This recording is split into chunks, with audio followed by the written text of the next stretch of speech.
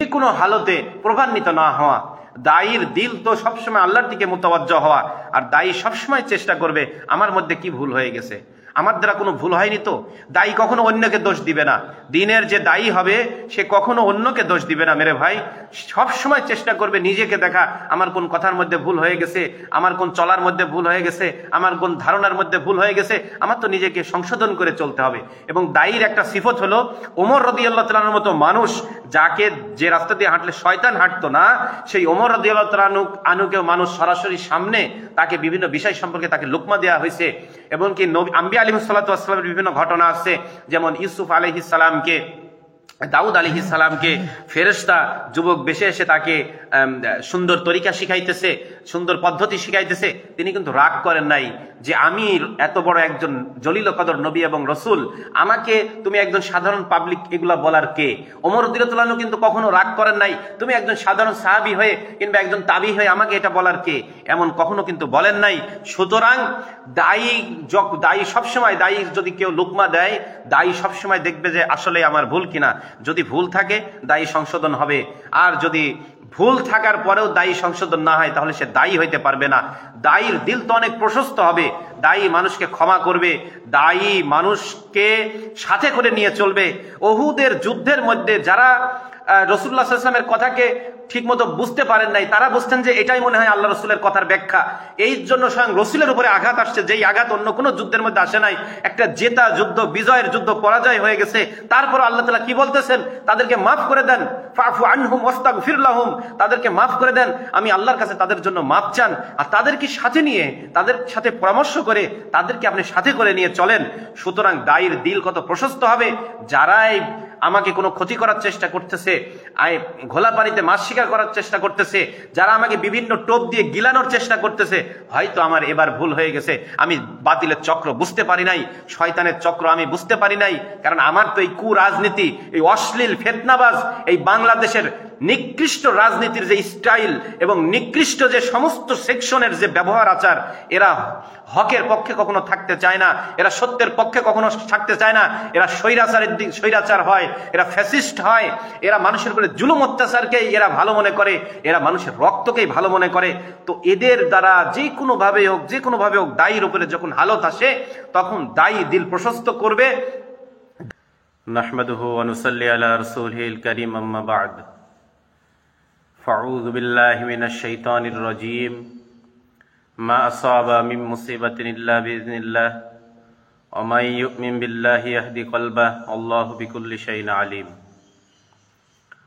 وقال رسول الله صلى الله عليه وسلم عليكم بالسنة وسنة الخلفاء الراشدين المهديين أو كما قال عليه الصلاة والسلام। আল্লাহ রাব্বুল আলামিন আখিরি জামানাতে আমাদেরকে মুহাম্মদ রাসূলুল্লাহ সাল্লাল্লাহু আলাইহি ওয়াসাল্লামের উম্মত বানিয়েছেন। এই উম্মতকে পুরা দুনিয়াতে দিন প্রতিষ্ঠা করার জন্য এক জিম্মাদারি দিয়েছেন। কুনতুম খায়রা উম্মাতিন উখরিজাত লিন-নাস তা'মুরুনা বিল মা'রুফ ওয়া তানহাউনা আনিল মুনকার ওয়া তু'মিনুনা বিল্লাহ। এই সমস্ত উম্মতে মুহাম্মদী আলাইহিস সালাতু ওয়াস সালামকে এক জিম্মাদারি দিয়েছেন, সারা দুনিয়াতে দ্বীনকে প্রতিষ্ঠিত করবেন।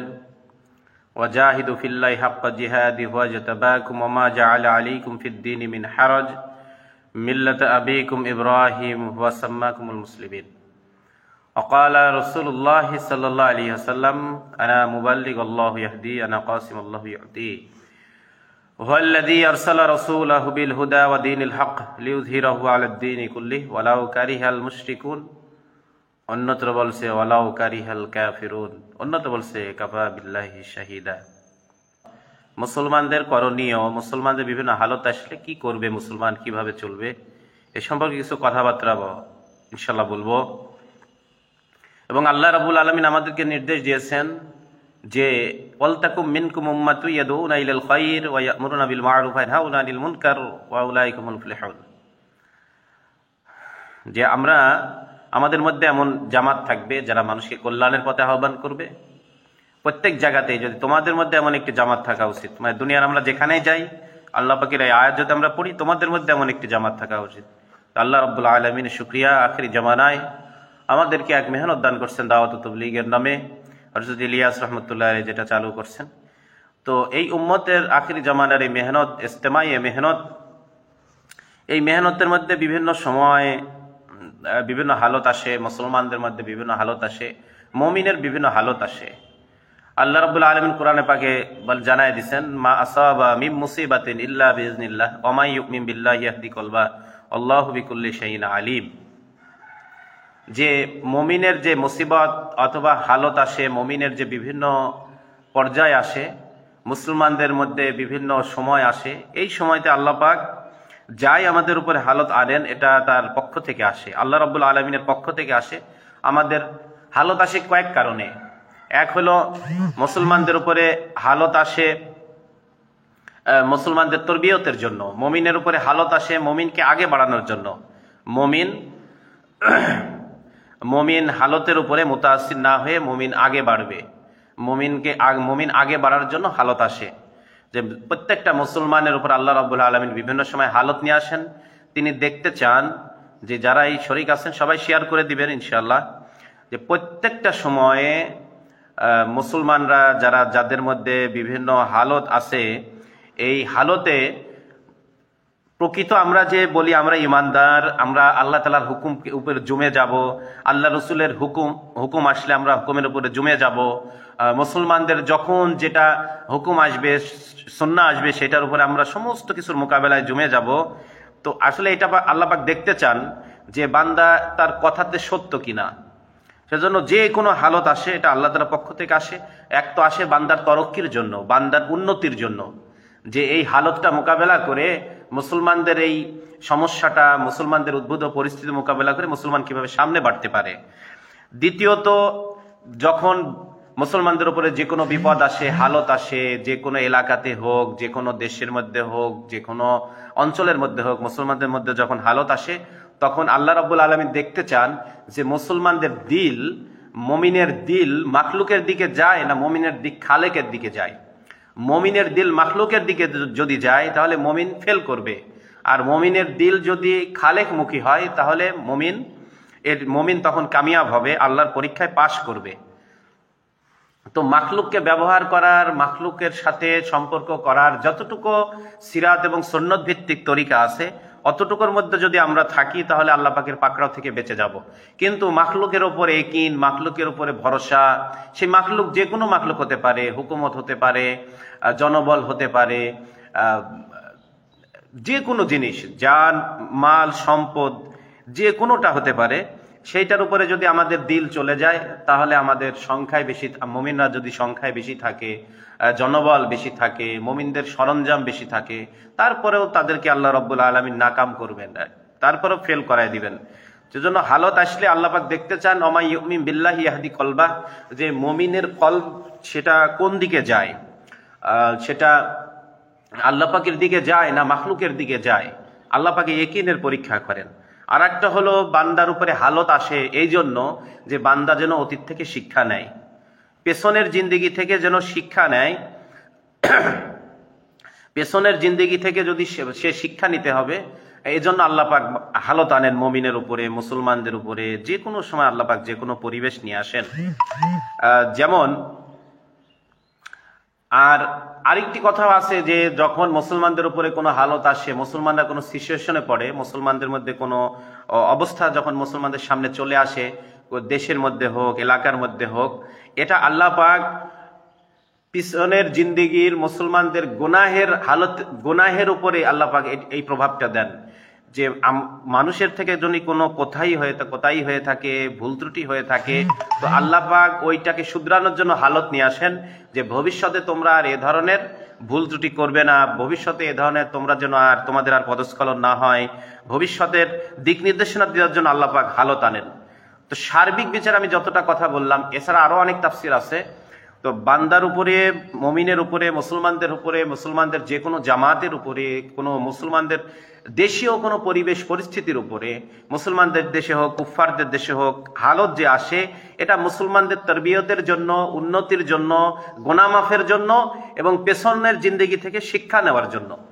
যেমন আমরা যদি উহুদের যুদ্ধের কথা আমরা আলোচনা করি, উহুদের যুদ্ধে যেই 50 জনকে গিরিপথের মধ্যে রাসূলুল্লাহ সাল্লাল্লাহু আলাইহি ওয়াসাল্লাম রেখেছিলেন, যেই 50 জনকে রাসূলুল্লাহ সাল্লাল্লাহু আলাইহি ওয়াসাল্লাম গিরিপথের মধ্যে রেখেছিলেন, ওই 50 জনের মধ্যে যুদ্ধ যখন শেষ হয়ে গেছে, একটা বিজয় লাভ করা একটা যুদ্ধ, যেই যুদ্ধে মুসলমানরা ব্যাপকভাবে বিজয় লাভ করবে, এইরকম এক যুদ্ধের মধ্যে 50 জনের মধ্যে 40 জন, ওখানে যে সাহাবীকে আমির নিযুক্ত করা হয়েছিল সে সহ 10 জন অটল ছিলেন, আর 40 জন তাদের ব্যক্তিগত ইজতিহাদি বুঝতে সমস্যা হয়ে গেছে। তারা মনে করছে যে যুদ্ধ এখন শেষ, আল্লাহ রাসূল যুদ্ধ শেষ পর্যন্ত থাকতে বলছেন, তো আমাদেরকে, যেটা সূরা আল ইমরানের 172 নম্বর আয়াতের তাফসিরের মধ্যে বর্ণিত হয়েছে, বিশেষ করে সাইকুন হিন্দ মাহমুদুল হাসান দেওবন্দি রহমতুল্লাহ আলাইহি সূরা আল ইমরানের 172 নম্বর আয়াতের তাফসিরের মধ্যে এই কথাগুলি অনেক স্পষ্ট করছেন।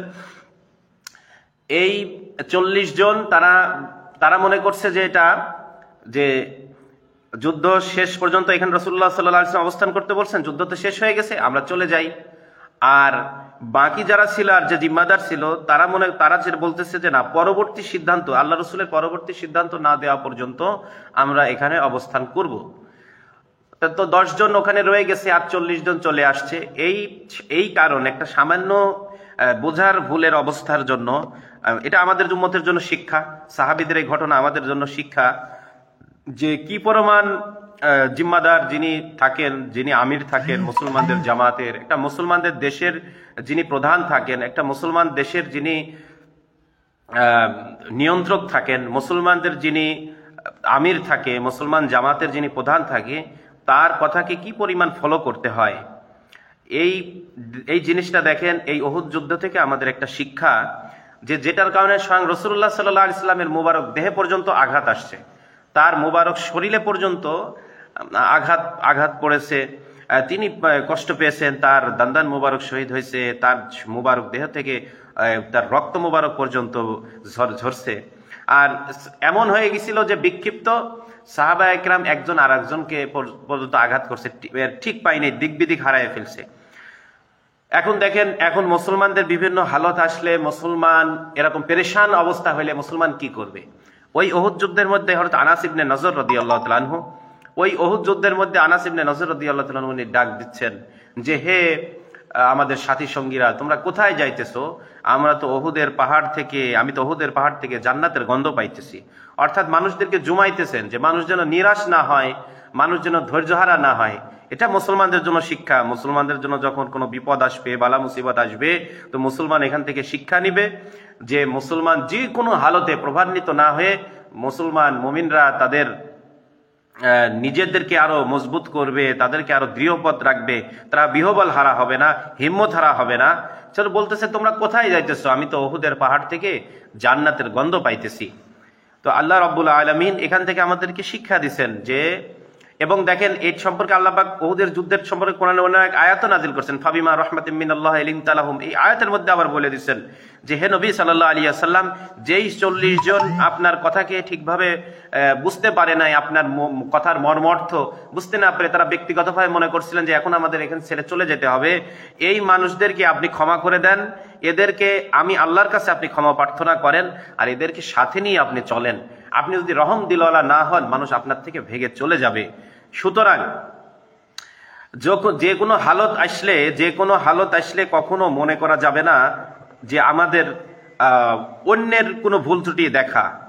আমাদের দেশের মধ্যে, এলাকার মধ্যে, কোনো জামাতের মধ্যে, মুসলমানদের মধ্যে কখনো যদি কোনো হালত আসে, বিপদ আসে, পেরেশানি আসে, তখন নিজেদের দিকে দেখতে হবে যে আমাদের থেকে কতটুকু মাশওয়ারার খেলাফ হয়ে গেছে, কতটুকু ইতাআতের খেলাফ হয়ে গেছে, আমাদের থেকে কি শরিয়া এবং সুন্নাহ আমাদের থেকে মানে পদস্খলন হয়ে গেছে, যেই কারণে এরকম হালত আইছে। হালত আসলে কখনো অন্যকে না দেখা, বরঞ্চ নিজেকে দেখা, নিজেদের সম্পর্কে গবেষণা করা, নিজেদের সম্পর্কে যাচাই বাছাই করা। হ্যাঁ, বাতিল অথবা যারা কুফফার শক্তি আছে, তারা কখনো চাবে না মুসলমান এক থাক, মুসলমানদের মধ্যে একতা থাক, মুসলমানদের মধ্যে মহব্বত থাক। এটা বাতিল কখনো চাবে না, কোশ্চিন কালেও চাবে না বাতিল। তো বাতিল আমাদেরকে সবসময় তাদের ফাঁদ পেতে রাখবে, তারা কিভাবে মুসলমানদের মধ্যে ডিভাইডেড করতে পারে, মুসলমানদের মধ্যে উস্কানি দিতে পারে। এটা আপনার জায়গায় ঠিক থাকবে, সেটার আমরা প্রতিবাদ করব, সেটাকে আমরা জনগণের সম্মুখে তুলে ধরবো। যে প্রকৃত বাস্তবতা এইটা ছিল, কিন্তু নিজেদের দোষটুতির দিকে নিজেদের দিকে দেখব, তাহলে আল্লাহ পাক এমন সংশোধন করবেন, এমন তরবিয়ত করবেন যে সামনে কখনো বাতিল তাদের পাতা ফাঁদ যতই কঠিন করুক, সামনে আর কখনো ওই ফাঁদে পা দেওয়া থেকে আল্লাহ পাক হেফাজত করবেন। দেখেন, বাতিলের সুরত এমন যে আজকে ইসরায়েল এবং ইন্ডিয়া এরা কিন্তু, এবং আমেরিকা, এরা কিন্তু সবাই ওয়ান ওয়ার্ল্ড অর্ডারের মধ্যে চলে গেছে। মানে এক নেতার নেতৃত্ব, অর্থাৎ দাজ্জালের যে ওয়ান ওয়ার্ল্ড অর্ডার, এই অর্ডারের মধ্যে কিন্তু সবাই চলে গেছে। এই সম্পর্কে নরেন্দ্র মোদীর বয়ান আছে, এই সম্পর্কে জর্জ ডাব্লিউ বুশের বক্তব্য বয়ান আছে। তারা স্পষ্টভাবে ওপেন এইগুলা কথা বলতেছে যে আমাদের সামনে হলো পুরা ওয়ান ওয়ার্ল্ড অর্ডার, মানে সারা বিশ্বের একজন নেতা নেতৃত্ব দিবে, ওয়ান ওয়ার্ল্ড গভর্নমেন্ট, একটা সরকার ব্যবস্থা থাকবে, ওয়ান ওয়ার্ল্ড কারেন্সি, একটা মুদ্রা ব্যবস্থা থাকবে। মানে তারা এত অ্যাডভান্স হয়ে গেছে, বাতিল শক্তি এত অ্যাডভান্স হয়ে গেছে, এবং মুসলমানদের রন্দে রন্দে সেই আল্লাহ রসুল সাল্লাল্লাহু আলাইহি ওয়াসাল্লামের হায়াতে থাকা অবস্থা আব্দুল্লাহ ইবনে উবাই, এরপরে ওসমান রাদিয়াল্লাহু তাআলা আনহুর সময় থেকে মানে ব্যাপকভাবে, যেটা দীর্ঘদিন পর্যন্ত ষড়যন্ত্রের নায়ক আব্দুল্লাহ ইবনে সাবা, এরকম দুনিয়ার কোনায় কোনায় কোনায় কোনায় হাজারো মানুষ যারা মুসলমানদের সাথে রক্তে রক্তে মিশে মিশে পুরা শয়তানের এবং এজেন্ডা বাস্তবায়ন করছে। আর আমাদের মুসলমানদের মধ্যে কিছু নফসানিয়াতওয়ালা মানুষ থাকে যারা নিজেদের নফসকে রব মেনে নেছে, অর্থাৎ নফস যেটা বলবে ওইটাই করবে, নফস যেটাকে সঠিক বলবে ওইটাই করবে, নফস যেটাকে প্রায়োরিটি প্রাধান্য দিবে ওইটাই করবে। আর এটাই আল্লাহ রাব্বুল আলামিন ওই যে সেই আদি ইবনে হাতেম রাদিয়াল্লাহু তাআলা আনহুর ঘটনা এবং অন্যান্য ঘটনার মধ্যে বলছে যে তাদের যারা পণ্ডিত ছিল, তাদের যারা পীর ছিল, তাদের বুজুর্গ ছিল, তাদের অনুসরণ করত কোরআন সুন্নাহ, মানে আসমানি কিতাব এবং রাসূলুল্লাহ নবী রাসূলদের আদর্শ বাদ দিয়ে তাদের আদর্শ মানত, এবং পরবর্তীতে তোমরা যেন এটার মধ্যে কখনো না পড়ো। আর কিছু মানুষ তাদের শিওর নফসকেই তারা রব বানিয়ে নিয়েছে, অর্থাৎ নফসাই জিন্দেগি, নফস যেটা বলে এই মতোই চলে। সুতরাং এ ধরনের মানুষও কিছু থাকবে। সেটা প্রকৃত কারা? মুসলমানদের মধ্যে যদি আবু বকর সিদ্দিক রাদিয়াল্লাহু তাআলা আনহুর জামানায় ওমর রাদিয়াল্লাহু আনহু, ওসমান রাদিয়াল্লাহু আনহু, আলী রাদিয়াল্লাহু আনহু, হাসান, হুসাইন, মুয়াবিয়া রাদিয়াল্লাহু আনহুম আজমাইন, ইনাদের হায়াতে থাকা অবস্থায় এরকম সোনালী যুগের মধ্যে যদি এক শ্রেণীর মানুষ ছদ্মবেশে মুসলমানদের সাথে সবচেয়ে বেশি ক্ষতি করছে এলো বিশ্বাসঘাতক ছদ্মবেশীরা, তাহলে এই জামানাতেও থাকা সম্ভব প্রত্যেকটা জায়গায়। এই মানুষগুলাকে চিহ্নিত করতে হবে। আমাদের নিজেদের আপোষে লড়াই ঝরগা বাদ দিয়ে, নিজেদের আপোষে একজন আর একজনকে খারাপ ট্যাগ লাগায়ে, বিভিন্ন দেশের বিভিন্ন মানুষের দালালির ট্যাগ না লাগায়ে, প্রকৃত যারা দোষী, যারা সত্যিকারের মুসলমানদের ঐক্য চায় না, মুসলমানদের ইস্তেমাইয়াত চায় না, মুসলমানদের এই সরলপনা এক দাওয়াতের মেহনত, যেই মেহনত উম্মতে মুহাম্মাদের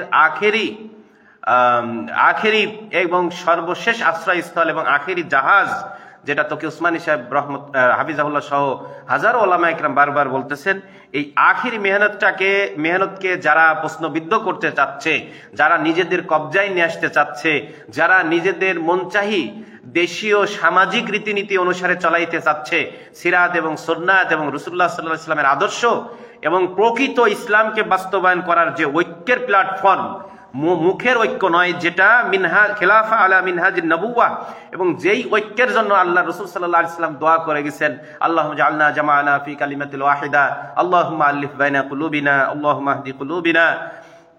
এই ঐক্যের যে প্ল্যাটফর্ম, আশিদ্দা আলাল কুফফার আর রুহামাহু বাইনাহুম, আল মুসলিমু আখুল মুসলিম, ইন্নামাল মুমিনুনা ইখওয়া, এইটার উপরে কাজাসাদান ওয়াহিদা, সমস্ত দুনিয়ার মুসলমান এক দেহের মতো।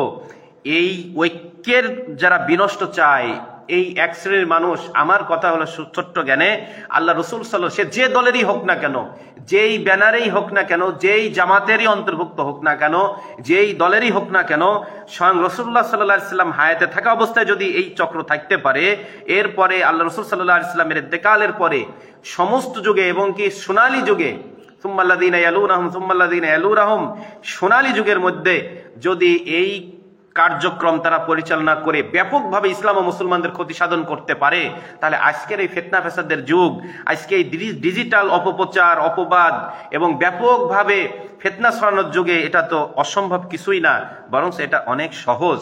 অনেক সম্ভব। তো আমাদের সবার দিলটাকে একটু প্রশস্ত করে প্রকৃত যারা, আমরা যদি প্রকৃতই ইজতেমাইয়াত চাই, ঐক্য চাই, প্রকৃতই চাই যে এই মেহনতটা টিকে থাক, বাকি থাক, এবং সারা দুনিয়ার সমস্ত ঘরানার মানুষ আজকে এই মেহনতে একসাথে হইতেছে, এক প্লেটে বসতেছে। আজকে সারা দুনিয়ার সমস্ত মাযহাব এবং সমস্ত ফেরকার মানুষ, সমস্ত রাজনীতিওয়ালা মানুষরা এবং সমস্ত মানুষ যখন আর কোনো কুল কিনারা পায় না মানুষকে ভালো পথে আনার, তখন এইখানে তারা নিয়ে আসতেছে। এবং যেখানে সমস্ত স্বার্থ মুক্ত এই জামাতটা কায়েম থাক, তো প্রকৃত কারা আসলে উম্মতের মধ্যে বিশৃঙ্খলা, আসলে আমরা যা বাহ্যিকভাবে যেটা দেখতেছি এর পিছনে কারা জড়িত আছে, যেমন এক আব্দুল্লাহ ইবনে সাবা, আব্দুল্লাহ ইবনে উবাই, তারা বাহ্যিকভাবে যে ইসলাম ও মুসলমানদের ক্ষতি আছে, এবং যুগে যুগে আরো মুনাফিক আছে, অনেক বড় লিস্ট আছে, আমি ওই সম্পর্কে যাইতে চাচ্ছি না। তো এই যে যারা প্রকৃত জাসুস ছিল, যারা গুপ্তচর ছিল, প্রকৃত যারা বিশ্বাসঘাতক ছিল, এবং আজ অবধি আমাদের ওসামা বিন লাদেন রহমতুল্লাহ আলাইহি, উনাকে হত্যার পিছনে তার সাথের মানুষ জড়িত, আইমান আল জাওয়াহিরি রহমতুল্লাহ আলাইহির হত্যার পিছনে তার সাথের মানুষ জড়িত, তারপরে গাদ্দাফি, কর্নেল গাদ্দাফিকে হত্যার জন্য তার পাশের মানুষ জড়িত, সাদ্দামের হত্যার জন্য তার সাথের মানুষ জড়িত, ইরানের প্রেসিডেন্ট দুনিয়া থেকে চলে গেল, তার সাথের মানুষ জড়িত। এইরকম দুনিয়ার শুরুতে নবাব সিরাজউদ্দৌলা, তার সাথের মানুষ জড়িত ছিল। তো যুগে যুগে যে এই কর্মকাণ্ডগুলো হয়েছে, এমনকি আমাদের ওলামায়ে আকাবিরে দেওবন্দ যারা, তাদেরকে সবাইকে কাফের ফতোয়া দেওয়া হয়েছে, এই কাজগুলো যারা কাটপিস করে অপপ্রচার করে করছে, ইমাম বুখারী রাহমাতুল্লাহ আলাইহি আহলে সুন্নাত ওয়াল জামাত থেকে খারিজ করে দেওয়া হয়েছে, এবং তাকে নিষিদ্ধ করা হয়েছে। কোনো জায়গায় সে সভা সমিতি করতে পারবে না, কোনো জায়গায় সে চলতে পারবে না, কোনো জায়গায় সে কথা বলতে পারবে না, তাকে গ্রাম থেকে বের করা দেওয়া হয়েছে, তার লাশকে নিয়ে রাজনীতি পর্যন্ত করা হয়েছে। ইমাম আহমদ ইবনে হাম্বলকে শুলে চড়ানোর জন্য তাকে ফাঁসির রায় পর্যন্ত দেওয়া হয়েছে। সেই সময় মানুষ কথা বলতে পারে নাই, ওলামায়ে কেরাম মুখ খুলতে পারে নাই। তা মঙ্গোলিয়াদের সময়, তাতারিদের সময় ওলামায়ে কেরাম যারা বিজ্ঞ ওলামায়ে আলেম ছিলেন, সুফি দরবেশরা ছিলেন, তারা মুখ খুলতে পারতো না, কথা বলা পর্যন্ত পারতো না। কিন্তু ইসলামকে কেউ মিটিয়ে দিতে, নিভায় দিতে পারে নাই, ইনশাআল্লাহ কিয়ামত পর্যন্ত পারবে না। তারপরে হুসাইন রাদিয়াল্লাহু তাআলা আনহুর মর্মান্তিক শাহাদাতের সময় কারা, এই সাথের মানুষরাই এই এমন ভাবে বিশ্বাসঘাতকতা করছে। তারপরে এমন একটা দুনিয়ায় পরিবেশ আসে গেছে যে আর মনে হয় আহলে সুন্নাত ওয়াল জামাতের ফিরকা, আহলে সুন্নাত ওয়াল জামাত মনে হয় আর দুনিয়াতে টিকতে পারলো না, তাদের খেলাফা চলতে পারলো না। কিন্তু কিছুদিনের মধ্যে আল্লাহ রাব্বুল ইজ্জত আবার সারা দুনিয়াতে আহলে সুন্নাত ওয়াল জামাতের খেলাফাকে আল্লাহ পাক আবার প্রতিষ্ঠিত করেছেন। তো সেজন্য হালতে মুতাসসির হওয়ার কোনো প্রশ্নই ওঠে না। মুমিনকে আল্লাহ পাক দেখতে চান হালতে কিভাবে জমলে আল্লাহ পাক আরো উন্নতি দান করবেন। আর প্রত্যেকটা ঘটনাতে আমরা আগেই কারোর দিকে আমাদের মাইন্ড না নিয়ে গিয়ে প্রকৃত কারা এইগুলা, প্রকৃত কারা এই বাতিলের চামচামু করতেছে, বিশ্বাসঘাতকতা করতেছে, এদেরকে আল্লাহ রাব্বুল ইজ্জত চিহ্নিত করে দেন। প্রত্যেক দিন অন্তত আমরা মুবাল্লিগ ভাই যারা আছি, দায়ী ভাই যারা আছি, 2 রাকাত করে নফল নামাজ পড়ে চোখের পানি ফেলায় তাহাজ্জুদের সময় দোয়া কবুল হয়, ফরজ নামাজের পরে দোয়া কবুল হয়।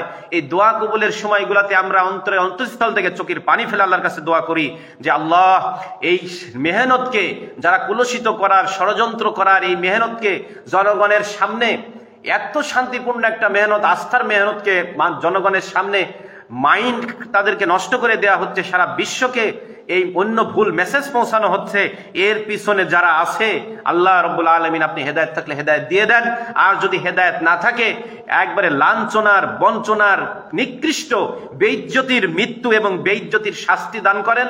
আর দুনিয়াতে সারা বিশ্বের মানুষের কাছে এদেরকে প্রকাশ করে দেন, সারা বিশ্বের মানুষের কাছে প্রকাশ করে দেন। যারা আছেন ইনশাআল্লাহ সবাই দ্রুত সবাই শেয়ার করে দেন ইনশাআল্লাহ। আল্লাহ পাক যেন প্রকাশ করে দেয় যে প্রকৃত কারা, এইটা কারা করতেছে। আজকে মিডিয়া আমরা সবাই জানি, যারা আমরা বিশেষ করে যারা হকের উপর চলার চেষ্টা করে, যারা বাংলাদেশে ইসলাম প্রতিষ্ঠা করার চেষ্টা করে, আপনারা কিন্তু সবাই জানেন মিডিয়া কোন দিকে কাজ করে। মিডিয়ার উপর থেকে, পিছন থেকে একটা নির্দেশের উপরে কাজ করে। কিন্তু আজকে আমার পক্ষে আসলে আমি মিডিয়া নিয়ে খুব নাচানাচি করি, আমার বিপক্ষে গেলে আমি তখন বলি মিডিয়া দালালি করতেছে। এরকম না, আমাকে নিরপেক্ষ দৃষ্টিতে দেখতে হবে যে আসলে মিডিয়ার কাজটা কি, আসলে তারা ইনসাফের উপরে কাজ করে কিনা। তাদের জন্য দোয়া করতে হবে যে যারা মিডিয়াতে, তারা বড় আমানতদার, তারা যেন সত্যকে উপস্থাপন করে, তারা যেন সত্যকে প্রকাশ করে। তারাও যদি মিথ্যাতে এবং কোনো ষড়যন্ত্রে জড়িত হয়ে থাকে, তাদেরকে আল্লাহ রাব্বুল আলামিন কঠিন বিচার করবেন, নিকৃষ্ট তাদের মওত হবে। কিন্তু তারাও তো আমাদের উম্মতে মুহাম্মাদির মধ্যে অন্তর্ভুক্ত, তারাও যেন আমানতদারি সঠিকভাবে বহন করে। তারা কোনো সংবাদকে, কোনো পরিবেশ পরিস্থিতি, বাতাস যেদিকে সেদিকে না গিয়ে যেন সঠিক জিনিসটাকে জনগণের সামনে উপস্থাপন করে, এজন্য আল্লাহ তাআলার কাছে দোয়া করতে হবে। দেখেন আল্লাহ রাব্বুল আলামিন বান্দাকে কেমন পরীক্ষা করেন। মুসা আলাইহিস সালাতু ওয়াস সালাম যখন ফেরাউনের সাথে আল্লাহ পাক তাকে ওখানে বসবাস করাইতে লাগলেন, একটা পরিবেশ এমন হলো, একজন মারা গেল, তো মুসা আলাইহিস সালাম সেখান থেকে চলে গেলেন। তো ওখান থেকে যাওয়ার পরে আল্লাহ রাব্বুল আলামিন কিছুদিনের মধ্যে মুসা আলাইহিস সালামকে নবুয়ত দান করলেন এবং মুসা আলাইহিস সালামকে আবার বললেন যে তুমি যাও ফেরাউনের কাছে দাওয়াত নিয়ে যাও, তুমি ফেরাউনের কাছে যাও, তুমি ওই বনি ইসরাইলকে আবার দাওয়াত দাও। তো দেখেন যেখানে ভয়, যেখানে সমস্যা, দায়ীকে আবার সেখানে পাঠানো হইতেছে, যে দায়ীকে পরীক্ষা করা হইতেছে, দায়ী আমার দিকে মুতাওয়াজ্জ থাকে, কারণ দায়ীর তো জান একটাই। তো যে হুযায়ফা রাদিয়াল্লাহু আনহু বলছিলেন যে হে সেই বাদশা তাগিয়া, যদি আমার শরীরের পশম পরিমাণ জান হয় আমি সমস্ত জান দিয়ে দেব, তাও আর রসুলের দিন অথবা রসুলের সুন্নাহ সেটা এক চোখের পলক পরিমাণের জন্য আমি ছাড়তে রাজি নাই। তো দায়ীর মৃত্যু তো এরকম আল্লাহ তাআলার হুকুমের উপরে দায়ীর মৃত্যু হবে, দায়ী তো আল্লাহর হুকুম যেটা সেটার উপরে জমবে, এটাকেই সবর বলা হয়। সবরের আসল অর্থ হলো আল্লাহর হুকুমের উপরে জমা, আর এমনি স্বাভাবিক অর্থ হলো ধৈর্য ধারণ করা, যখন যেটা আল্লাহর হুকুম আছে সুন্নত তরিকা সেইটার উপরে জমাই হলো সবর। তো মুসা আলাইহিস সালাম কে এরকম গ্রেফতার, তাকে ধরপাকড়ের জন্য ফেরাউন চেষ্টা করতেছে, সে এলাকা ছেড়ে চলে গেল। একটা মানুষের হত্যাকাণ্ডকে নিয়ে আপনারা সবাই জানেন, আল্লাহ তাআলা আবার মুসা আলাইহিস সালামকে দাওয়াত দিতে পাঠাইতেছে। আল্লাহ পাক পরিষ্কার করতেছে যে মুসা আলাইহিস সালাতু ওয়াস সালামকে আল্লাহ পাক উম্মতের জন্য, আমাদের জন্য শিক্ষা দিছে, যেহেতু কোরআন হলো পুরা উম্মতের জন্য শিক্ষা আমাদের, যে যাও দাওয়াত নিয়ে যাও, বনি ইসরায়েলে যাও, ফেরাউনের কাছে যাও, বাতিলের বিরুদ্ধে দাওয়াত নিয়ে যাও। তো সেজন্য হিম্মতে মদদ আসমান থেকে আসবে, যে কোনো হালতে প্রভান্বিত না হওয়া। দায়ীর দিল তো সবসময় আল্লাহর দিকে মুতাওয়াজ্জ হওয়া, আর দায়ী সবসময় চেষ্টা করবে আমার মধ্যে কি ভুল হয়ে গেছে, আমার দ্বারা কোনো ভুল হয়নি তো। দায়ী কখনো অন্যকে দোষ দিবে না, দিনের যে দায়ী হবে সে কখনো অন্যকে দোষ দিবে না। মেরে ভাই, সবসময় চেষ্টা করবে নিজেকে দেখা, আমার কোন কথার মধ্যে ভুল হয়ে গেছে, আমার কোন চলার মধ্যে ভুল হয়ে গেছে, আমার কোন ধারণার মধ্যে ভুল হয়ে গেছে, আমার তো নিজেকে সংশোধন করে চলতে হবে। এবং দায়ীর একটা সিফত হলো, ওমর রাদিয়াল্লাহু তাআলার মতো মানুষ, যাকে যে রাস্তা দিয়ে হাঁটলে শয়তান হাঁটতো না, সেই ওমর রাদিয়াল্লাহু তাআলা আনুকেও মানুষ সরাসরি সামনে তাকে বিভিন্ন বিষয় সম্পর্কে তাকে লুকমা দেওয়া হয়েছে।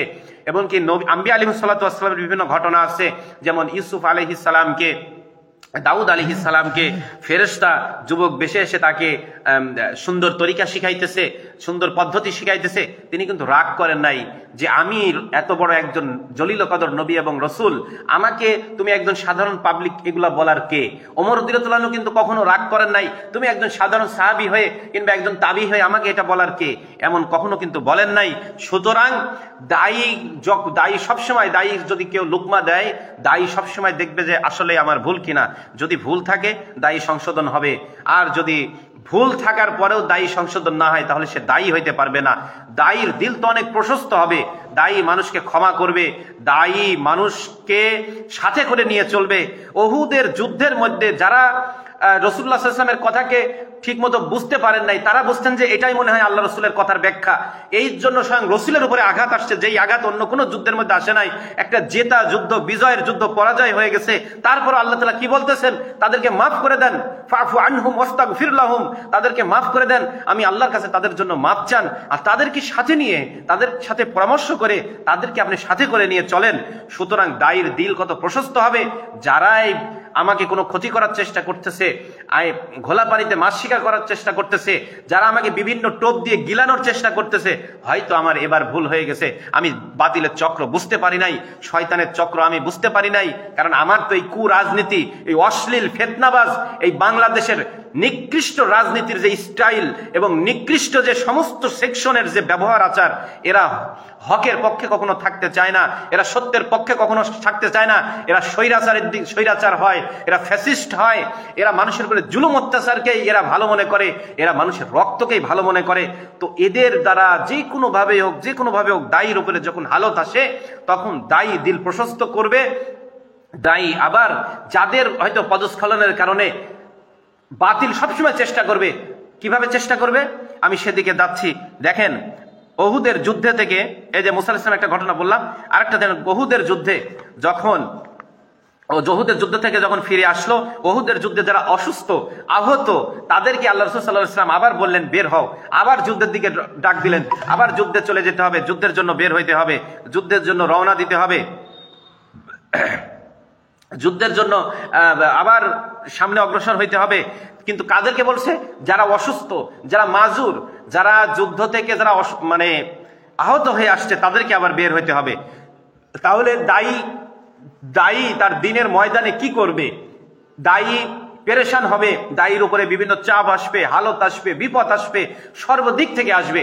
সোশ্যাল মিডিয়ার মাধ্যমে আসবে, হুকুমতের মাধ্যমে আসবে, শক্তির মাধ্যমে আসবে, জুলুমের মাধ্যমে আসবে, হত্যার মাধ্যমে আসবে। আর বাতিলের সবচেয়ে বড় একটা হাতিয়ার হলো অপপ্রচার। আগে একজন ব্যক্তি আর একজন ব্যক্তিকে মুখে মুখে বলতো, আর এখন একটা জিনিস এরকম মিডিয়াতে বললে সারা দুনিয়াতে ওইটা প্রচার হয়ে যায়, লক্ষ লক্ষ মানুষ শোনে। এই যে একটা এখন অপপ্রচার অনেক সহজ, একটা কথা বলে দিলে সারা দুনিয়ায় ছড়ে যায়। দায়ী এই অপপ্রচার, মারাত্মক অপপ্রচার, সমস্ত দিক দিয়ে দায়ীর উপরে চাপ আসবে, জুলুম আসবে, অত্যাচার আসবে, জেল জরিমানা আসবে, বিপদ আপদ। দেখেন আমাদের বাংলাদেশে দেখেন বিগত কত আলেম নিরীহ, কোনো দোষ করে নাই, নিরীহ আলেমদেরকে বিভিন্ন ট্যাগ লাগে, তাদেরকে দীর্ঘদিন জেল খাটানো হয়েছে, তাদেরকে দীর্ঘদিন প্রচন্ড রিমান্ডে নেওয়া হয়েছে, তাদের উপরে কত অত্যাচার করা হয়েছে। আজ তারা অনেক আলেমরা বেকসুর খালাসে বের হয়ে আসছে। হয়তো তাদের কোনো কথার ভিতরে একটু দোষ ধরছিল, কোনো কথার কাটপিস বয়ান নিছিল। তো বাতিলের এগুলো হলো এত বড় একটা ষড়যন্ত্র। যেমন দেখেন আমাদের বাংলাদেশে একটা পিস টিভি চলতো, সেটা ঠিক আছে, আলে হাদিসের মতবাদ তারা চালাইতো, সেটা তাদের ব্যক্তিগত, কারণ একজন তার মতবাদ সে চালাইতে পারে, সে তার যদি কোরআন সুন্নাহর দলিল থাকে সে চালাইতে পারে। কিন্তু সেই জাকির নায়েককে ইন্ডিয়াতে বাংলাদেশের একটা টেরোরিজমের একটা সন্ত্রাসী এক ঘটনার কেন্দ্র করে সেই ইস্যু করে ইন্ডিয়াতে জাকির নায়েকের চ্যানেল, জাকির নায়েকের শত শত যে স্কুল এবং যে সেবামূলক প্রতিষ্ঠান সব বন্ধ করে দিল। হইল ঘটনা বাংলাদেশে, সেটাকে বাহানা করে ওখানে বন্ধ করা হলো। এই যে মানুষের তৈরি নিকৃষ্ট যে হুকুমত, যেটা মানুষের তৈরি, মানুষের বানানো আইন দিয়ে মানে জুলুম, অত্যাচার, ফ্যাসিস্ট, স্বৈরাচারী করাই তাদের কথা। যুগে যুগে আমাদের ওলামা একরাম, আমাদের দেশের বহু ওলামা একরাম কত কিছু তাদেরকে অত্যাচার নির্যাতন করা হয়েছে, কিন্তু আসলেই কি তারা দায়ী ছিলেন? ঠিক তদ্রূপ দায়ীকে এরকম আল্লাহ পাক পরীক্ষা করবেন, চাপ আসবে, কিন্তু তাদেরকে আবার মেহনত করতে হবে, তাদেরকে আবার গাস্ট করতে হবে, তালিম করতে হবে, মসজিদ আবাদ করতে হবে, সমস্ত কিছুর মোকাবেলা করতে হবে। এমন না যে আমরা তো অসুস্থ, ইয়া রাসূলুল্লাহ সুস্থ মানুষদেরকে জিহাদে পাঠান, না নির্দেশ হয়েছে অসুস্থদেরই যেতে হবে, তো অসুস্থরাই আবার কি আবার জিহাদে রওনা হয়ে গেছে। সুতরাং যাদের উপরে হালত আসতেছে, চাপ আসতেছে, তারাই দায়ীদেরকে এখান থেকে আমাদের জন্য শিক্ষা, সেখান থেকে আবার আগে বাড়তে হবে, হিম্মত অর্জন করতে হবে। এরপরে দেখেন যে হালত আসলে আমি বারবার বলতেছি অন্যের ভুল না দেখা, এটা হলো সিয়াসি মেজাজ, নিকৃষ্ট রাজনীতির মেজাজ।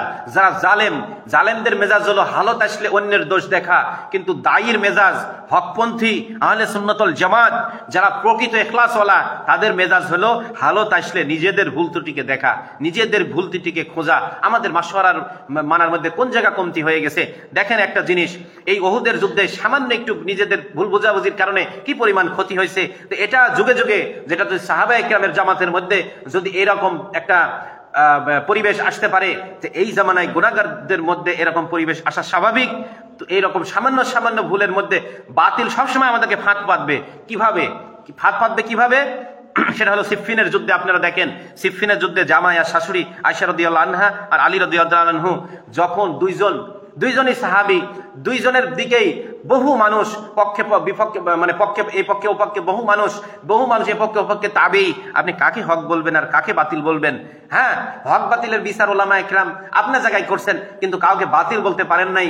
সবাইকে হয়তো বলছেন ইজতিহাদি কিছু এখানে প্রবলেম ছিল, কিন্তু সবাইকে আপনি বাতিল বলতে পারি না, কখনো সম্ভব না, কারণ সবাই হকের মধ্যে ছিলেন। তো সাহাবায়ে কেরামের মধ্যে আপোষে লাগাই দিয়েছেন, তাবেঈনদের মধ্যে আপোষে লাগাই দিয়েছেন। যেই চক্র, ওই চক্র এখনো আছে, তাদেরকে চিহ্নিত করে তাদেরকে এই কাজ থেকে বের করে দিতে হবে। তাদেরকে এই হলো তৃতীয় পক্ষ, এই হলো বাইরে থেকে ফিতনাকারী, এরাই চাইতেছে, ওই জামানায় যারা চাইছে তাদেরই উত্তরসূরিরা, এদেরকে বের করে দিয়ে কামকে সাফ করতে হবে। দেখেন উহুদের যুদ্ধের এক পর্যায়ে ওই উহুদের যুদ্ধে বলতেছি, সেই সিফফিনের আয়েশা রাদিয়াল্লাহু আনহাকে রাসূলুল্লাহ সাল্লাল্লাহু আলাইহি সাল্লাম আগে বলে দিয়েছিলেন যে তুমি এমন এক স্থানে পৌঁছাবা, হাওয়াব নামক সে জায়গা হবে, সেখানে তোমার এরকম স্থানীয় কুকুর ডাকবে, তো তখন তুমি কিন্তু ভুলের উপরে থাকবা। তো আয়েশা রাদিয়াল্লাহু আনহার জামাত চলতেছে, তো ওই সময় এক জায়গায় গিয়ে কুকুর ডাকছে, তো ওখানে জিজ্ঞেস করছে এই জায়গাটার নাম কি, কে বা কে বলছে যে এটা হাওয়াব। তখন উনি বলছেন যে না না, আমাকে আমার কাফেলাকে ঘোরায় নিয়ে চলো, আমি আর আগে পারবো না, আল্লাহ রাসূল তো আমাকে বলছে এরকম সবকিছু বলছে যে সেখানে আমি ভুলের উপরে থাকবো। তখন দেখেন এই যে সাথে যারা থাকে সিন্ডিকেট, আজ বাংলাদেশের দ্রব্যমূল্য, আজ বাংলাদেশের রাজনীতি, অর্থনীতি, সমাজনীতি, শিক্ষানীতি সমস্ত জায়গায় সিন্ডিকেট দিয়ে ভরা, সমস্ত জায়গায় আজকে ইন্ডিয়ার দখলে, সমস্ত বাংলাদেশের সমস্ত সেক্টর আজকে ইন্ডিয়ার দখলে, মোদির দখলে, অখণ্ড ভারত কায়েম, রাম রাজ্য যারা কায়েম করবে, ইসকনের দালালদের দখলে সমস্ত কিছু আজকে চলে গেছে। এই সিন্ডিকেট ওই জামানাতেও ছিল। আয়েশা রাদিয়াল্লাহু তাআলা আনহাকে তখন চারপাশ দিয়ে বলছে না আম্মা জান, এটা ওই জায়গা না, এটা অন্য জায়গা। তখন উনাকে সবাই এখন যেহেতু বলতেছে, দেখেন কি পরিমাণ ধামাচাপা দিছে, কি পরিমাণ অপপ্রচার, কি পরিমাণ তথ্য সন্ত্রাস ওই জামানাতে ছিল। তা আজ 1500 বছর পরে কেন তথ্য সন্ত্রাস হবে না? আজ 15 বছর পরে কেন তথ্য সন্ত্রাস হবে না? বলে যে আজকে ওই ধরনের মানুষরাই আজকে আসে একবারে ডাহা মিথ্যা কথা, অপপ্রচার। আর সেই জামানায় আমি বারবার বলতেছি, আমাদের উম্মতি মুসলমান ভাই ও বোনেরা, সেই জামানাতে একজন কথা বললে আরেকজন শুনতো, আর আজকে একজন বললে কোটি মানুষ শোনে। তো কি পরিমাণ অপপ্রচার হইতে পারে? সাহাবা ইকরামের জামানার মধ্যে এই সিন্ডিকেট বাহিনী বলছে না আম্মা জান, এই জায়গাটা ওই জায়গা না, যে জায়গা রাসূল বলছে এটা সেই জায়গা না। তখন বলছে ও ঠিক আছে, আচ্ছা ঠিক আছে। তাহলে কি পরিমাণ অপপ্রচার, তথ্য সন্ত্রাস করে মুসলমানদের মধ্যে সাহাবায়ে কেরাম তাবেঈনদের দুই জামাতের উপরে রক্তক্ষয়ী সংঘর্ষ বাধায় দেওয়ার জন্য কি পরিমাণ তথ্য সন্ত্রাস করা হয়েছে। তো এই তথ্য সন্ত্রাস বাহিনী কারা? আজকে কারা প্রকৃত অখণ্ড ভারত কায়েমের জন্য মুসলমান যাতে এক না থাকতে পারে, এক হইতে না পারে, মুসলমান যেন একত্রিত হতে না পারে, সেই কাজ করতেছে। এরপরে যখন ময়দানে চলে গেল, দুই পাশে দুইজনরা তাবু গাড়ছে, সকাল এরকম যুদ্ধের দামামা বাজতেছে, যুদ্ধের আওয়াজ চলতেছে। এই অবস্থায় যখন মীমাংসা হয়ে গেল, আলী রাদিয়াল্লাহু তাআলা এবং আয়েশা রাদিয়াল্লাহু আনহার যখন মীমাংসার একটা সুন্দর পর্যায়ে চলে আসলো, এই বাংলাদেশে যে 18 তারিখের যে ঘটনা, হুবহু এই ঘটনার সাথে হুবহু মিল। যখনই একটা মীমাংসার পর্যায়ে চলে আসলো যে এরাও 5 দিনের জোর করবে, মুসলমানদের একটা জামাত এখানে আমল করবে, আর তাদের আমিরের ব্যাপারে বিভিন্ন ব্যাপারে পরামর্শ হবে।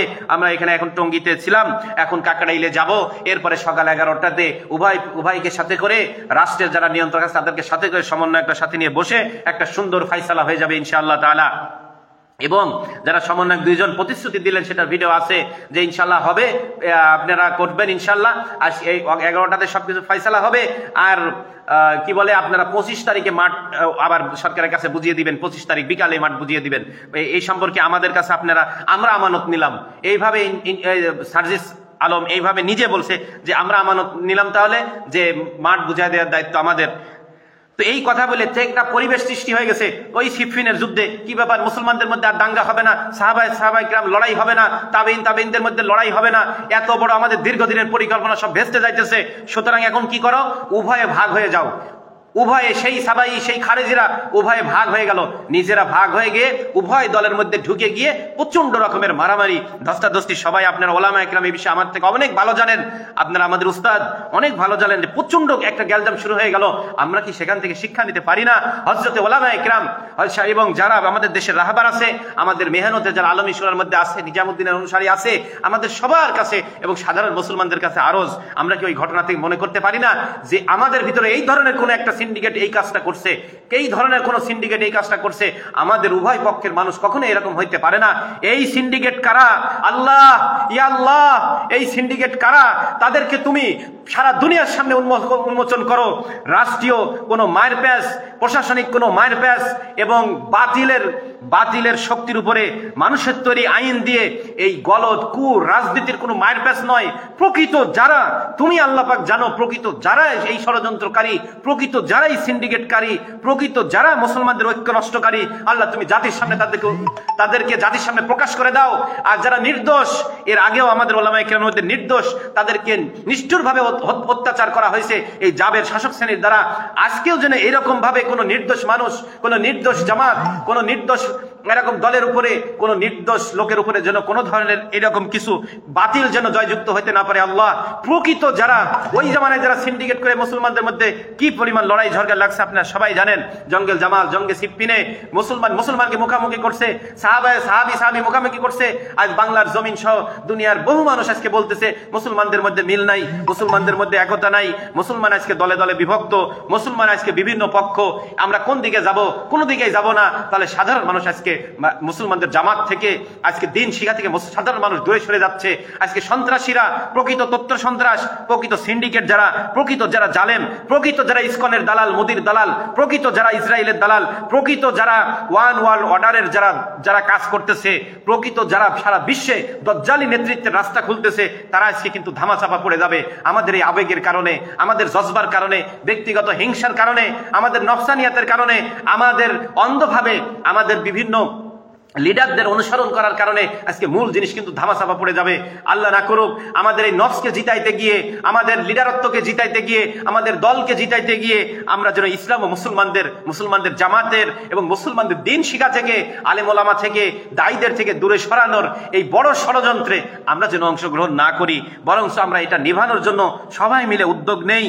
আমরা সবাই মিলে উদ্যোগ নিই ইনশাআল্লাহ। আল্লাহ রাব্বুল আলামিন আমাদের সবাইকে সেই তৌফিক দান করুক। আবার ফের যেন ওই পুরানা অবস্থা যেন আবার ফের ঘুরে না আসে। আম্মা জান আয়েশা রাদিয়াল্লাহু আনহা, আলী রাদিয়াল্লাহু আনহুর মধ্যে ঐক্যের এক অবস্থা সৃষ্টি হয়ে গেছে। এই অবস্থা আর মুসলমান আর ওই মানুষ সিন্ডিকেটদের আর ব্রেন ঠিক নেই, বলে যে আমরা নিজেরা কিছু মানুষ যদি ক্ষতি হয়েও যায়। আর আপনারা ওলামা একরাম অবশ্যই ইতিহাস জানেন, যুগে যুগে কি পরিমাণ গাদ্দার আর বিশ্বাসঘাতক মুসলমানদের সাথে মিশেছিল। মুসলমান হয়েছে, তারা মুসলমানদের মেয়েদের সাথে বিবাহ বন্ধনে আবদ্ধ হয়েছে, মুসলমানদের বিভিন্ন জামাতের সাথে খলিফাদের আশপাশে চলে এমন বিশ্বস্ত হয়ে গেছে, যারা কিন্তু পাশে থাকে তারা ওই মূল এজেন্ডা বাস্তবায়ন করছে। আর কিছু মানুষ ক্ষতি করছে জানে শুনে, যারা বাতিলের দালালি করছে, চামচামো করছে, রাজাকারগিরি করছে। আর কিছু মানুষ আছে যারা সরলপনা। আমি মনে করি আমাদের বাংলাদেশের ওলামা একরাম বলেন, সাধারণ মানুষ বলেন, আমাদের দায়ী ভাই যারা যে গ্রুপে হোক না কেন, সরলপনা মানুষ, এই সরলপনা মানুষদেরকে তথ্য সন্ত্রাস করে বিদ্বেষ ছড়ায় উস্কানি দেওয়া হচ্ছে। ওসমান রাদিয়াল্লাহু তাআলা আনহু, আল্লাহ রাসূল বলছেন আমার 100 মেয়ে থাকলে পরপর আমার 100 মেয়েকেই তার সাথে বিয়ে দিতাম। ওসমান জান্নাতে আমার বন্ধু, ওসমানের বা ঘর হবে আমার ঘরের সামনে। এই ওসমান রাদিয়াল্লাহু তাআলা সম্পর্কে আপনারা ওলামা একরাম ভালোই জানেন। এত বাজে বাজে কথাকে ওই জামানায় প্রমাণ করা হয়েছিল, যার জানাজা সবাই জানেন কয়দিন পরে হয়েছিল, যার জানাজা দেওয়ার মতো কোনো ব্যক্তি সাহস পাচ্ছিল না। মানুষ পক্ষে বেশি থাকলে এটা হক, কখনো এটা হয় না। মানুষ পক্ষে বেশি থাকলে হক, কখনো এটা হয় না। যুগে যুগে যে ওলামা একরামদেরকে কাফের ফতোয়া দেওয়া হয়েছে, আহলে সুন্নাত ওয়াল জামাত থেকে খারিজ ফতোয়া দেওয়া হয়েছে, বাতিলের দালাল ফতোয়া দেওয়া হয়েছে, তাদেরকে বিভিন্ন প্রোগ্রাম বন্ধ করা হয়েছে, দেশ থেকে বের করে দেওয়া হয়েছে, জেল জরিমানা দেওয়া হয়েছে। যুগে যুগে দেখেন আল্লাহর কসম, অধিকাংশ জ্ঞানী মানুষরা, এলেমওয়ালা মানুষরা, অধিকাংশ মানুষরা তাদের পক্ষ নিতে পারে নাই, ভয়ের কারণে হোক, সিন্ডিকেটের কারণে হোক। আজকেও এমন হচ্ছে কিনা, আজকেও এরকম পরিবেশ আসতেছে কিনা, এটা আমাদের সবারই দেখার দরকার। যে আজকেও আমরা ওই সিন্ডিকেটের পাল্লায় পড়তেছি কিনা, আজকেও আমরা বেরেন ওয়াশ হচ্ছি কিনা, যে আমরা আজকে মূল বিষয় জানার থেকে অনেক দূরে আসি। আমাদের সবাই, আমি এদের কোমলমতি সাধারণ মানুষ, ওলামা একরাম, ইসলামের প্রতি স্প্রিয়া মহাব্বত, দেশে ইসলামের জন্য জান দেওয়ার জন্য আমাদের ওলামা একরামের, আকাবির দেওবন্দের অনুসারীদের যে পরিমাণ তাদের স্প্রিয়া আগ্রহ, তাদের জজবা, এই জজবাকে কেউ কাজে লাগাচ্ছে না। তো এই জজবাকে কেউ কাজে লাগায় সারা বিশ্বে, শুধু বাংলাদেশে এই মেহনত কিন্তু না, এই মেহনতটা সারা বিশ্ব কেন্দ্রিক।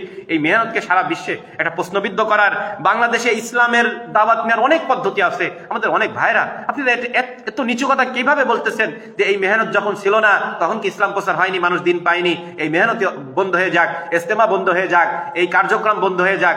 আপনাদের এই কথাটা এত খারাপ, দুর্গন্ধময় কথা, যেটা আপনি কল্পনাও করতে পারেন না। পৃথিবীর এমনও দেশ আছে আল্লাহর কথা, রসুলের কথা বলার মতো কেউ নাই।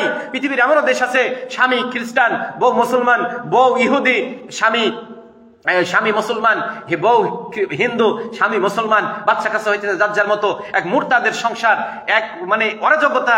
মসজিদের মধ্যে আমল করার পরিবেশ নাই, মানুষের দিন শিখ আল্লাহর কথা বলার পরিবেশ নাই। সাহাবা ইকরামের বংশধর, ওলি আল্লাহ বুজুর্গদের বংশধর, এরকম বিভিন্ন আরবে, ইউরোপের মধ্যে, এমনকি বিশেষ করে ব্রাজিলের মধ্যে, আজকে তারা কোথায় চলে গেছে ধর্ম থেকে, কোন ধর্মের মধ্যে চলে গেছে, কি অবস্থা সারা দুনিয়ায়। আজকে আমরা বাংলাদেশের সিচুয়েশনকে মনে করতেছি এই দেশেই সব, আমরা এখানে যা ইচ্ছা তাই করবো, এইটার প্রভাব যদি অন্য কোনো দেশের মধ্যে পড়ে, আর সেই দেশের মধ্যে যদি এই কাজের মধ্যে কোনো ধরনের যদি চাপ আসে, স্যাংশন আসে, কোনো ধরনের কোনো আইনি বাধা আসে, তাহলে সমস্ত পাপের ভাগী কিন্তু আমাদের হতে হবে। আমরা প্রত্যেকে যদি মনে করি আমি ঠিক আছি, ওর তো সব দোষ, ও ঠিক হোক, তাহলে আমাদের এই সমস্যা কখনো সমাধান হবে না। সবারই দেখতে হবে আমাদের মধ্যে কি কি ভুল আছে, আমাদের আপোষে বসার দরকার, আমাদের আপোষে চলার দরকার।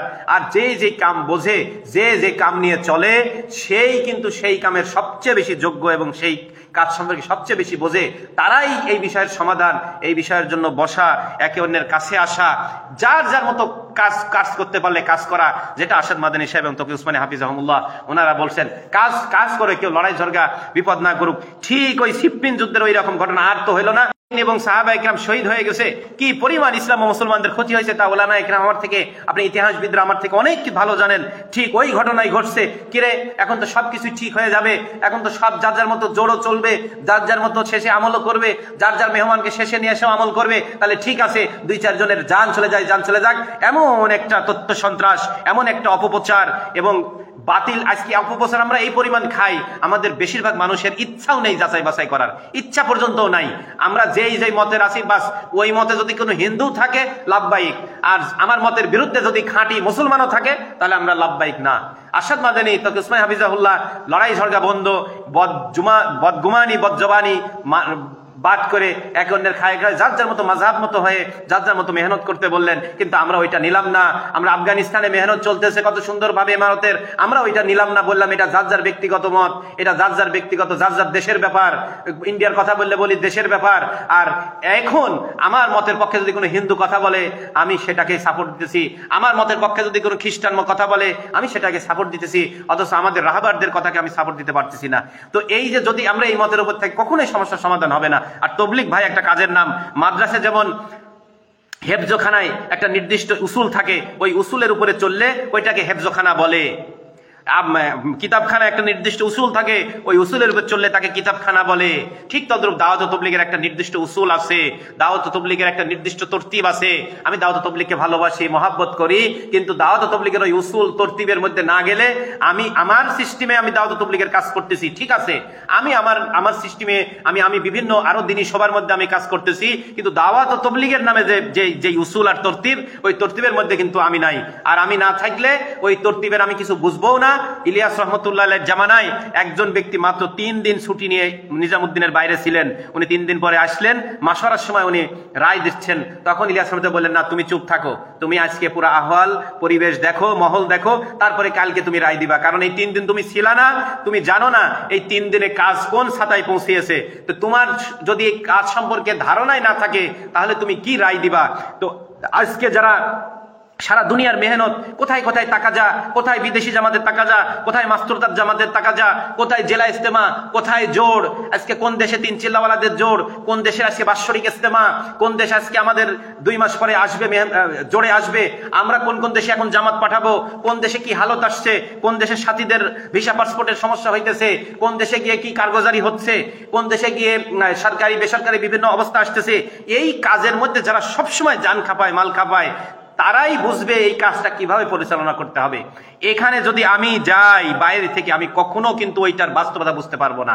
যেমন আমার জ্ঞান আছে, আমি অনেক শিক্ষিত, কিন্তু আমি যদি ডাক্তারি উসুলের মধ্য দিয়ে না চলি, আমি যেমন ডাক্তার হতে পারবো না, আমি ইঞ্জিনিয়ার উসুলতে না চলে আমি যেমন ইঞ্জিনিয়ার মধ্যে হতে পারবো না, ঠিক তদ্রূপ আমি মেহনতের মধ্যে একটা সুন্দর বুদ্ধি দিতে পারি, যেটা তকি উসমানী সাহেব 2018-19 সালে চিঠি দিয়ে, বাংলাদেশের চিঠি দিয়ে, সেই চিঠি আছে, বাংলাদেশে যেটা চিঠি দিয়ে বলছিলেন যে আপনারা সবাইকে মহব্বত করার চেষ্টা করেন, একজন আরেকজনের বিরুদ্ধে যেন কথা বলা না হয়। আজকে ভাই হযরত সবচেয়ে বেশি আরো সমস্যা হচ্ছে উস্কানি, অপপ্রচার, হুমকি ধামকি, মানুষকে আরো আগুন জ্বালায় দেওয়া, মানুষের মধ্যে আরো বিতৃষ্ণা পয়দা করে দেওয়া, ইচ্ছা করে জুলুম চাপায় দেওয়া, এইগুলা করে আজকে রন্ধে আরো সমস্যা সৃষ্টি হয়ে গেছে। কিন্তু আমাদের উচিত ছিল, তকি উসমানী সাহেব যেটা চিঠি দিয়ে বলছিলেন, যেটা দেওবন্দ থেকে বলা হয়েছে, আরশাদ মাদানী সাহেব বলছেন, হাজারো ওলামায়ে কিরাম বলছেন যে একে অন্যকে কিভাবে কাছে আনা যায়, মহাব্বত করা যায়, তার যেটা ভুল ত্রুটি আছে কিংবা সমস্যা আছে, আমরা এগুলা পরামর্শ দিব।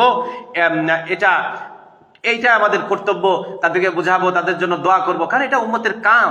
এই কামকে যদি আমরা বিতর্কিত করি, এই কামকে প্রশ্নবিদ্ধ হয়ে যাচ্ছে সারা দুনিয়াতে, তাহলে আমাদের বড় লোকসানি হয়ে যাবে। দেশে তো হবে, সারা দুনিয়াতে মেহনতের ছাড়া অন্য কোনো দাওয়াত পৌঁছানো যায় পরিবেশই নাই বহু দেশে, তো বড় একটা লোকসানি হবে।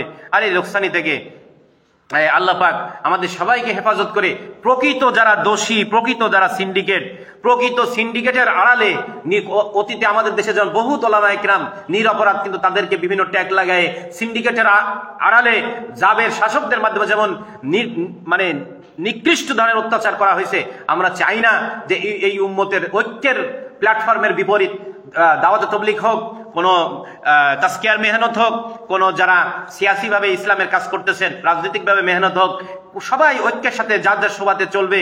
এর বিপরীতে কোন সিন্ডিকেটের আড়ালে আমাদের কেউ যেন মানুষের কাছে প্রশ্নবিদ্ধ না হয়। প্রকৃত অপরাধীকে ধামাচাপা দিয়ে যেন আমরা অন্য কিছুকে বাস্তবায়ন না করি, তাহলে আমরা আল্লাহ তাআলার কাছে ধরা খেয়ে যাব। প্রকৃত যারাই সিন্ডিকেট, আল্লাহ তাদেরকে তুমি উন্মোচন করো এবং তাদেরকে হেদায়েত দান করো, এবং হেদায়েত যদি না থাকে আল্লাহ পাক তাদেরকে কঠিন বিচারের সম্মুখীন করো। আমরা চাই না এক ফোঁটা রক্ত, আমরা বাতিলের মোকাবেলায় সবাই ঐক্যবদ্ধ হতে চাই। ইসকনের মোকাবেলায়, অখণ্ড ভারতের মোকাবেলায়, আমরা অখণ্ড দজ্জালি একক ওয়ার্ল্ড ওয়ারের মোকাবেলায় আমরা সবাই এক হইতে চাই। এর বিপরীতেই যারা কাজ করবে ঠান্ডা মাথায় তাদেরকে আমরা উদ্ঘাটন করি। তারা কারা? আমরা হুজুগের মধ্যে না গিয়ে, আমরা কোনো স্বার্থের মধ্যে, নফসিয়ানিয়াতের মধ্যে, আমরা আহবার রহবানিয়াতের পূজার মধ্যে না গিয়ে প্রকৃত যারা সিন্ডিকেট তাদেরকে আমরা উন্মোচন করি। আল্লাহ তাআলা আমাদের সবাইকে সেই তৌফিক দান করেন, আর এই মেহনতকে আল্লাহ পাক হেফাজত করেন। মেহনতের মার্কাজকে, জিম্মাদারদেরকে, মেহনতের আমলা কর্মীদেরকে, সমস্ত মেহনতের আজাইমকে আল্লাহ পাক হেফাজত করেন। এই কামকে আল্লাহ পাক হেফাজত করেন, কাম করনেওয়ালাদের হেফাজত করেন। আর এই কামকে যারা রাজনৈতিক ভাবে রাষ্ট্রের কাছে, বহির্বিশ্বের কাছে, মানুষের সমাজের কাছে নিজেদের নফসকে টিকাইতে গিয়ে যারা ফালতু বানাইতে চাচ্ছে, যারা প্রশ্নবিদ্ধ করতে যাচ্ছে, আল্লাহ তাদের থেকে এই কামকে আপনি হেফাজত করেন, তাদের থেকে এই কামকে আল্লাহ পাক সাফ করে দেন। আমিন। ওয়া আখিরু দাওয়ানা আলহামদুলিল্লাহি রাব্বিল আলামিন।